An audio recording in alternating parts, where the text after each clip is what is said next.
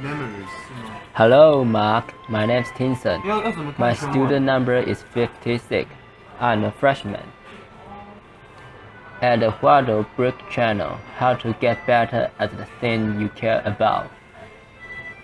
Most of us go through life trying to do our best at whatever we do, whether it's our job, family, school, or anything else. I feel that way. I try my best, but some time ago, I come to realization that I wasn't getting much better at the thing I care most about.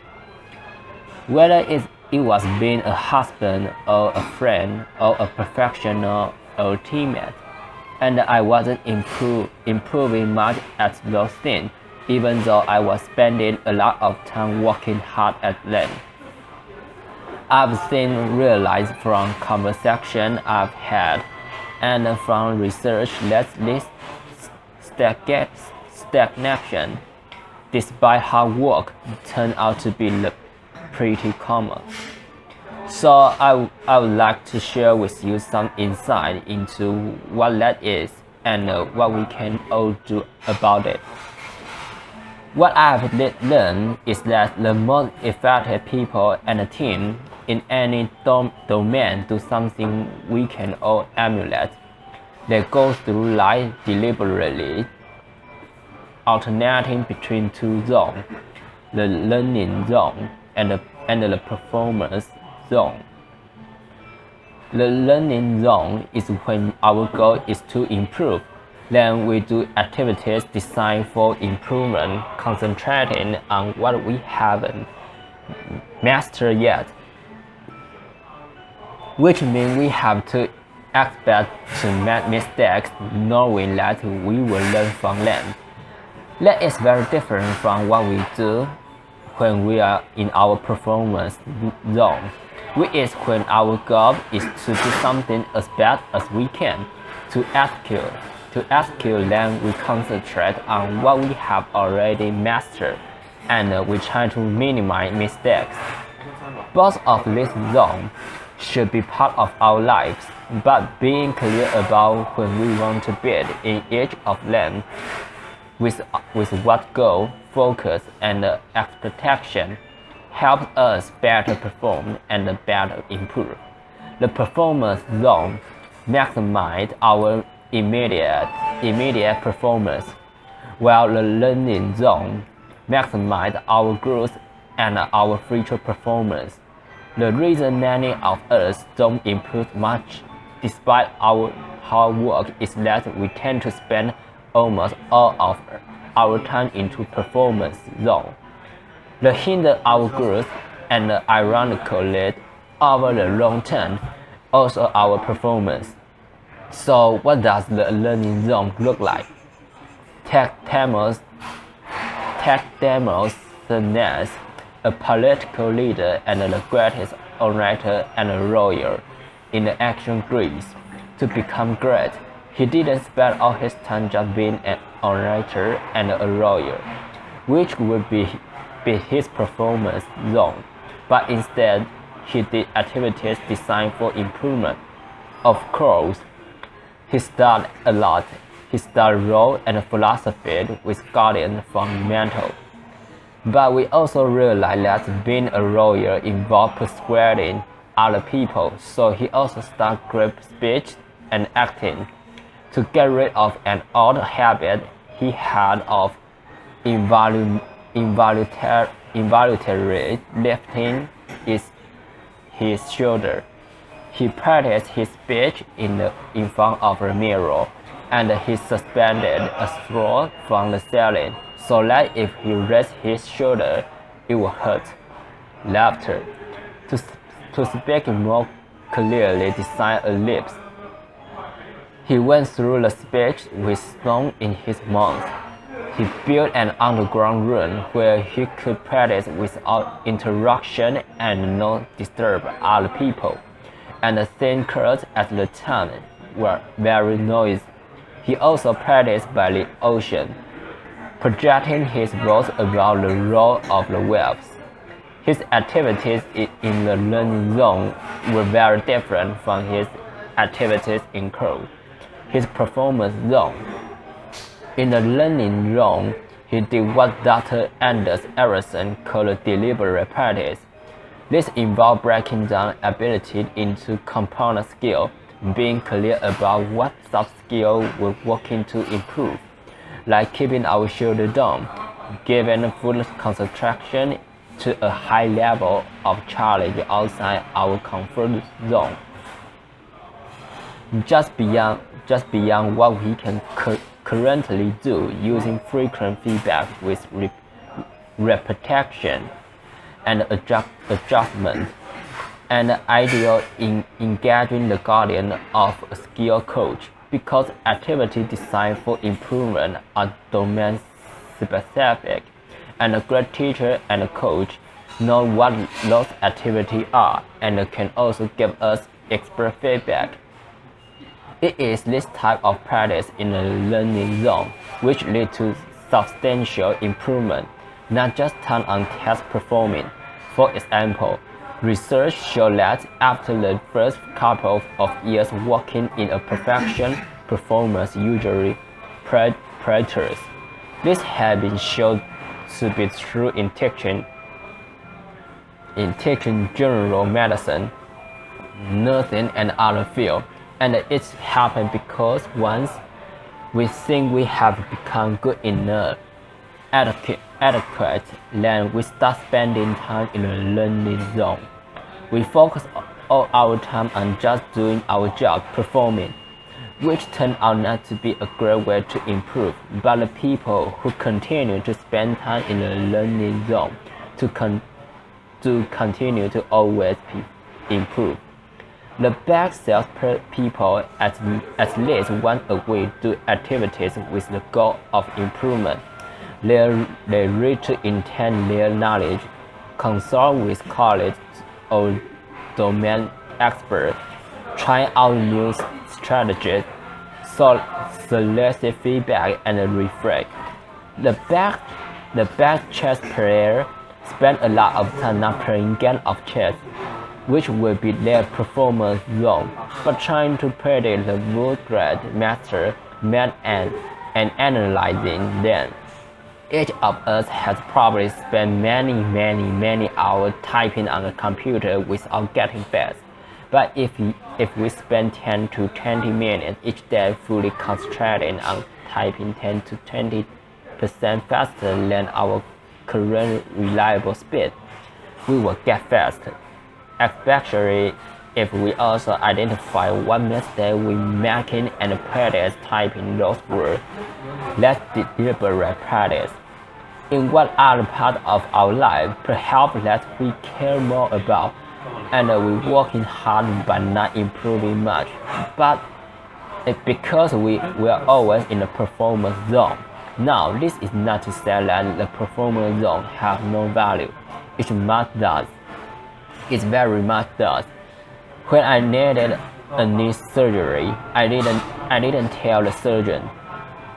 Poke around in there and focus on what we don't know. Laughter. We will learn from our mistakes. I look for a surgeon who I feel would do a good job, and I wanted her to do a good job. Be in a performance zone allow us to get things done as best as we can. It can also be motivating, and it provides us with information to identify what to focus on next. When we go back to the learning zone, so the way to high performance is to alternate between the learning zone and the performance zone, purposefully building our skill in the learning zone, then applying those skills in a performance zone. When Beyonce is on tour during the concert, she's in her performance zone.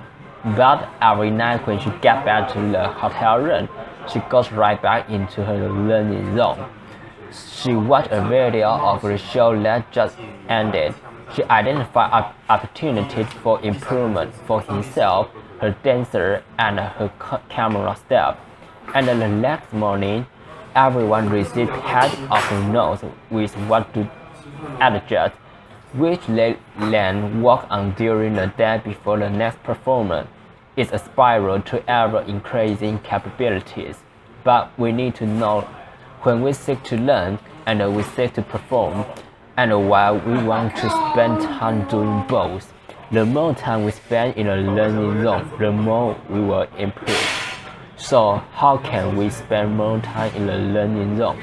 First, we must believe and understand that we can improve, what we call a growth mindset. Second, we must want to improve at the particular skill. There has to be a purpose we care about, but it takes time and effort. Third, we must have an idea about how to improve, what we can do to improve. Now, not how I used to practice the guitar as a teenager, performing songs over and over again, but doing deliberate practice. And fourth, we must be in a low-stakes situation because mistakes are to be expected. Then the consequences of making them must not be catastrophic or even very significant. A tightrope walker doesn't practice new tricks without a net underneath, and the athletes wouldn't set out to fight trying to a new move during a championship match. One reason that in our life we spend so much time in a performance zone is that our environments often are unnecessary high stakes. We create social risks for one another, even in school, which are supposed to be all about learning. And I'm not talking about standardized tests.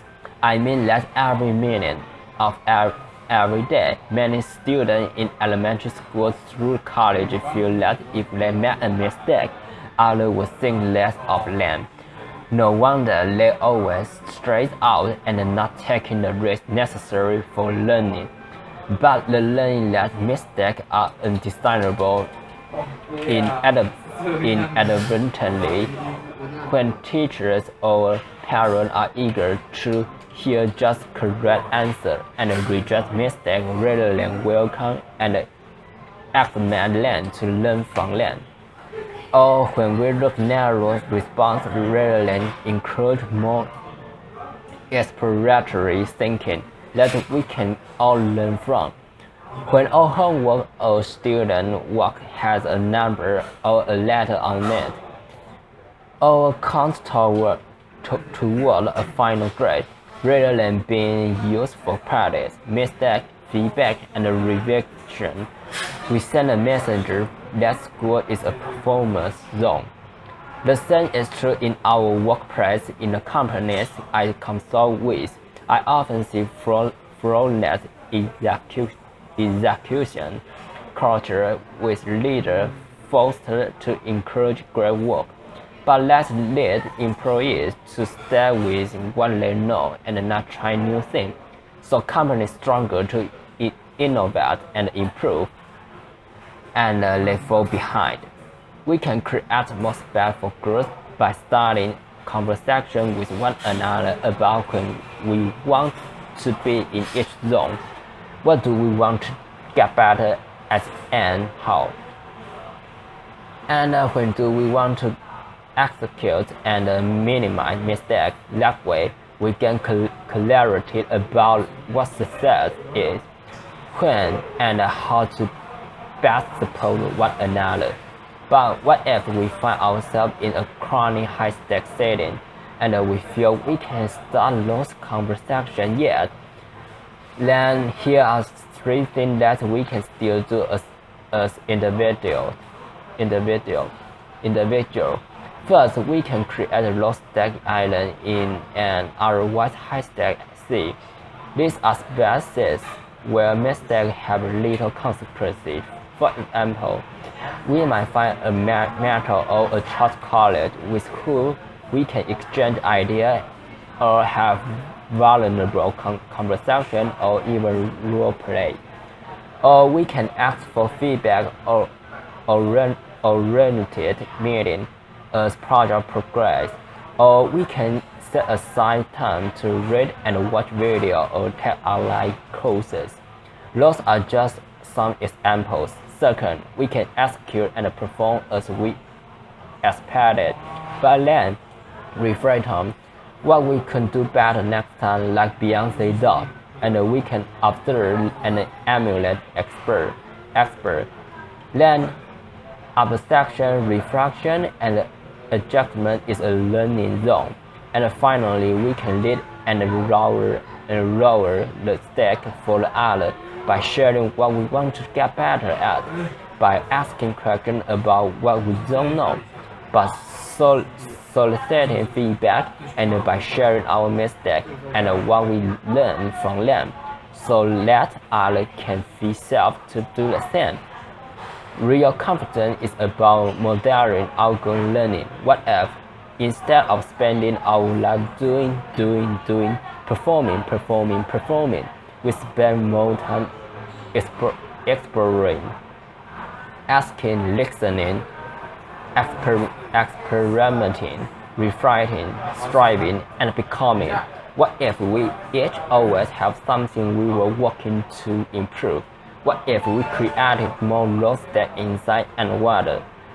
And what if we got clear within ourselves and with our teammates about when we seek to learn and when we seek to perform, so that our effort can become more consequential, our improvement never ending, and our best even better. Thank you.